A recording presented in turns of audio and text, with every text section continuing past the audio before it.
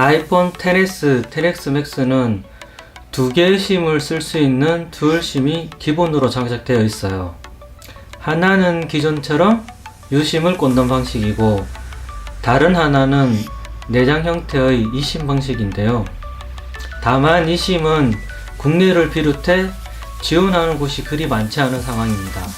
그렇다 보니 듀얼심을 제대로 활용할 수 없다시피 한데요. e심 지원이 보편화되기까지는 다소 시간이 걸리지 않을까 싶습니다.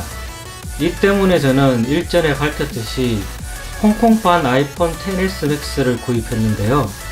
중국, 홍콩, 마카오 이 세 곳에서 판매하는 아이폰 XS Max는 e심이 아닌 두 개의 물리 유심을 장착해 듀얼심을 쓸 수 있어요. 벌써 아이폰 XS Max를 사용한 지 3달이 넘었는데요. 이번 시간에는 그동안 아이폰 XS Max의 듀얼심을 사용하면서 알게 된 어찌 보면 사소하고 당연해 보이지만 명확하지 않았던 몇몇 부분에 대해 이야기를 해볼까 합니다. 저는 현재 KT와 SKT 회선을 사용하고 있어요. 메인 회선인 KT는 업무용, 서브 회선인 SKT는 개인용으로 활용하고 있는데요.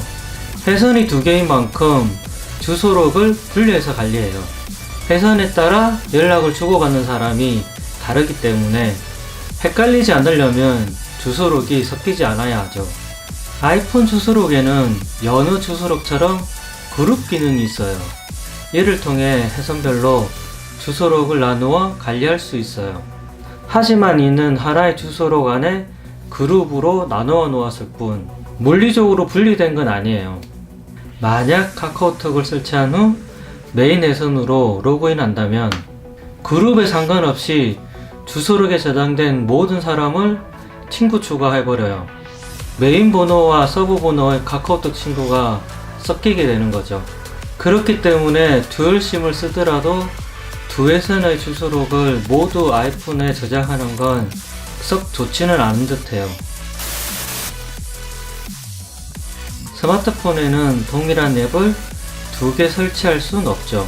당연히 아이폰도 듀얼심을 쓰더라도 카카오톡은 한 개만 쓸 수 있어요.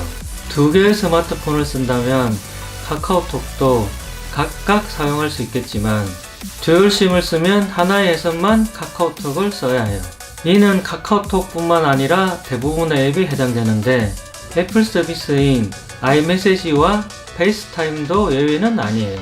이 회선 중 하나의 번호만 아이메시지와 페이스타임을 사용할 수 있어요. iOS에서 회선을 완전히 분리해주지 않는 이상 어쩔 수 없는 부분이죠.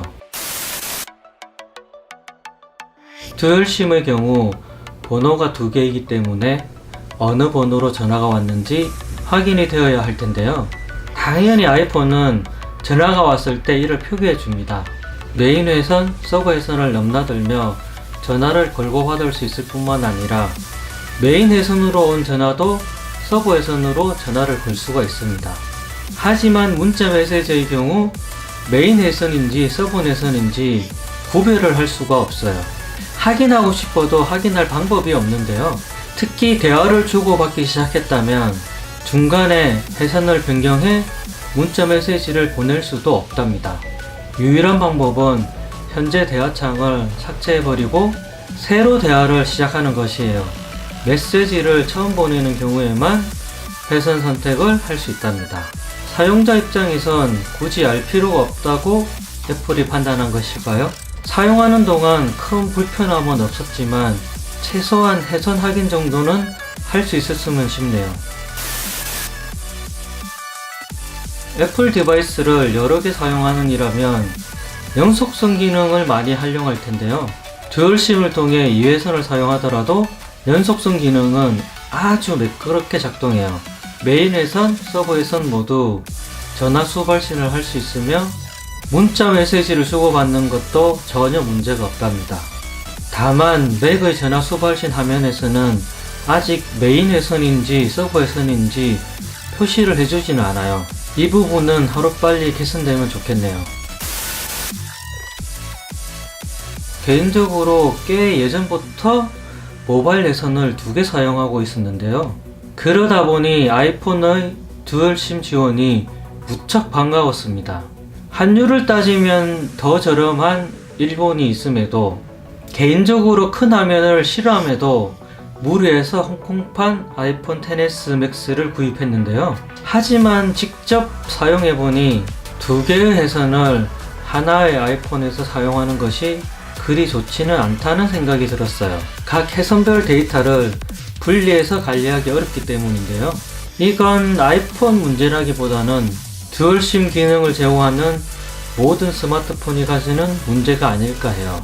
이렇게 2개의 휴대전화 번호를 쓰기보다는 하나는 차라리 데이터 해선을 쓰는 것이 사용성 측면에서 더 효율적인 부분이 있어 보입니다.